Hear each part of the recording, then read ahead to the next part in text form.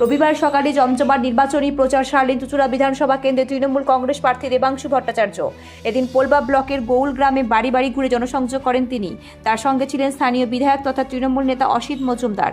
গ্রামে প্রচার চালানোর সময় বর্তমান কেন্দ্রীয় সরকারের বিরুদ্ধে সুর চড়িয়ে রান্নার গ্যাসের দাম বৃদ্ধি ও বিকল্প জ্বালানির অভাব নিয়ে সরব হন দেবাংশু। এদিন প্রচার চলাকালীন গ্রামে রান্নার গ্যাস সরবরাহকারী একটি ভ্যান দেখতে পেয়ে থমকে দাঁড়ান তৃণমূল প্রার্থী।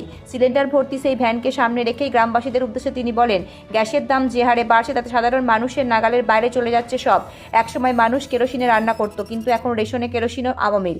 উনুনে রান্নার সমস্যার কথা তুলে ধরে তিনি আরও বলেন, কাঠ ঘুঁটে উনুনে রান্না করলে তার ধোঁয়ায় বাচ্চা থেকে বুড়ো সবাই কাস্তে কাস্তে অসুস্থ হয়ে পড়বে।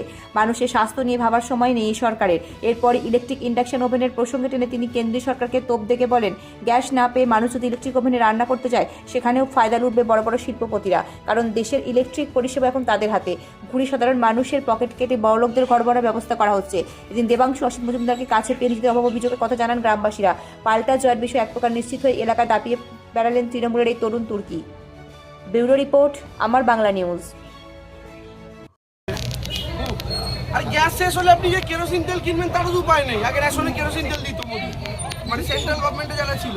এখন সেরকম ভাবে কেরোসিন তেল নেই, মার্কেটে কেরোসিন তেলের অভাব। কিনতে গেলেও 20 টাকারটা এখন 80 টাকা বেরিয়ে গেছে, 100 টাকা। তাহলে উপায় একটাই বাকি থাকলো, ওই ঘুটে গোবর দিয়ে ফুল দিয়ে আবার উনুন জ্বালাও, রান্না করো। ওইটাই হচ্ছে। এবার ভাবুন যারা রান্না করেন, আগে তো মানুষ বাইরে রান্না করতেন, এখন রান্না করে আপনি উনুন জ্বালাবেন কি করে বাড়ির ভেতর? বাচ্চারা বুড়োরা তো কেসেই মরে যাবে। বাকি কি রইল? বাকি রইল হচ্ছে ইন্ডাকশন ওভেন কিনে ইলেকট্রিকে রান্না করুন।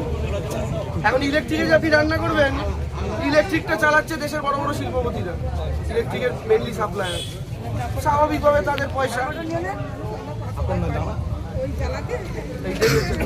সবাইকে ভোট দিতে হবে। দেবাংশু ভট্টাচার্য আমাদের প্রার্থী, তৃণমূল কংগ্রেসের। দোয়া করবেন সবাইকে